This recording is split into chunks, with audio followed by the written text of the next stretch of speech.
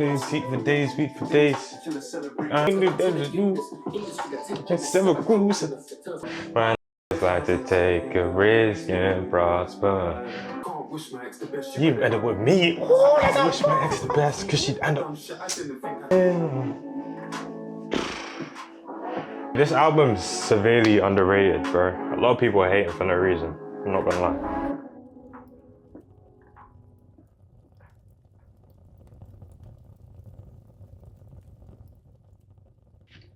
Alright, so if I'm just gonna be vague and really just talk about my experience for the past 3 months here, in terms of work and workload, it's been pretty good.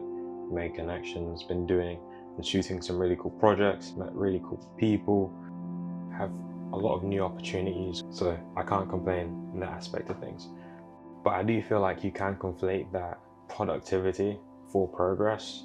For instance, I did approach a couple of people to do client-based work and retainer work, and I realized very early on, this is the mistake I made back in my hometown. Like, yes, bills need to be paid, but at the same time, I came here and I moved to the city to prioritize short films, commercials, bigger set productions. Regardless of what capacity I was on those sets with, that's the sort of thing I wanted to be doing. And by going back to that safe videography space that I knew before, back in Northampton, and continuing to obviously run my videography business, I felt like a certain element of that was taken away from like the bigger aspect of why I moved here. Aside from all that, packing today got me to slow everything down and to really analyze everything that I used whilst I was here in this space, which is a significant amount of my gear. But everything I didn't use, like all these books, I've read like a handful, but back home I was reading at least 20 pages a day of a given book. I've been trying to finish Thomas Erickson's Surrounded by Lies for a minute now, and I started that like 6 months ago. As you can tell, there's certain things that you put off when you're trying to keep up this facade of motion. You don't really prioritize the things that were moving you forward as a person, as opposed to that busy productivity trap we fall into. But the moment I realized that I was making a lot of progress didn't actually happen internally.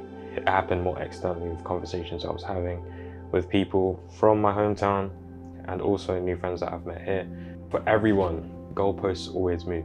When I started this videography thing, I was very happy if I could make a living and use a camera and creative direction to have clients and to create cool things. That was like the bare minimum to me. And if I could do that for myself full time, I would be blessed. After a year of freelancing, I realized that goalpost has changed again because it's about like, what am I creating? If I create corporate job after corporate job after social media reel after social media reel, I'm no better than the office worker sitting in a cubicle just doing it because it pays the bills. It's just a different medium. So I think that's something that's come up in conversations and something that's been reinforced to me, is like, why are you really doing it? What is the main goal?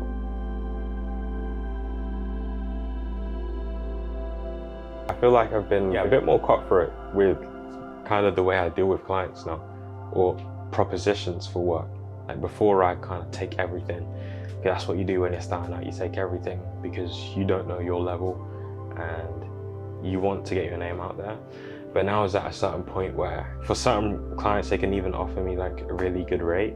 But if the work isn't something I want to do, something that I won't share, or I just find boring, I don't see the ROI in doing it, even if it's just purely financial. And even now, I make this joke every December, but every December, everyone's got that New Year sort of motivation, and they come to you with $1 million ideas of how my camera can make their dream a reality, and they get millions or hundreds of thousands. I even turn down those opportunities, even though they may be lucrative, because you have to understand the bigger goal you're trying to achieve. This leads me on to January. January is a month where I'm shooting 3 short films. That commitment that I made only came through, once again, the conversations I was having with other people, where I felt like I was doing a lot of nothing. I can show you some of the work I've been creating whilst I've been here, and I love it because it's portfolio work. It looks good. At the end of the day, I'm a creative, so I like to create, regardless of if it specifically meets the end criteria. So I'm never gonna feel regret or feel bad about choosing to do certain projects over others. But energy flows where attention goes. So if I want to be that person when it comes to narrative films and bigger, longer format features, blockbusters, etc., we have to start somewhere, and we have to start soon. These things don't happen for directors by pure coincidence. You don't just get a big sum of money to make a crazy film. You have to have proof of concepts. You have to be working towards that. I think with next year specifically, it's going to be my year to really re-embrace and redefine why I got in this industry in the first place, and to have my actions more closely aligned with the end vision. So January for me is kind of like a stake in the ground moment. I'm overcommitting to doing this many projects. I feel like that would be a good measure for me to understand, okay, is this what you really want? And are you more infatuated with the validation you get from having motion and just showing people that you're doing stuff? Or do you take progress more seriously, and do you want to be picky with the sort of projects you're doing? Yeah, you might look a bit quieter at times. You might have less going on. You might not be as active on social media. You might not be having these crazy highlights and posts, but if you remember your vision and your goal and you stay true to that, I personally don't believe anything can get in the way of that. I think anything is possible as long as you take the steps to making your dreams a reality. But that's all from me. I'm going to finish back in because we have a long trip to go. I don't know if this fight is still happening, Anthony Joshua and Jake Paul, but that is absolute. I hope Jake Paul gets smoked.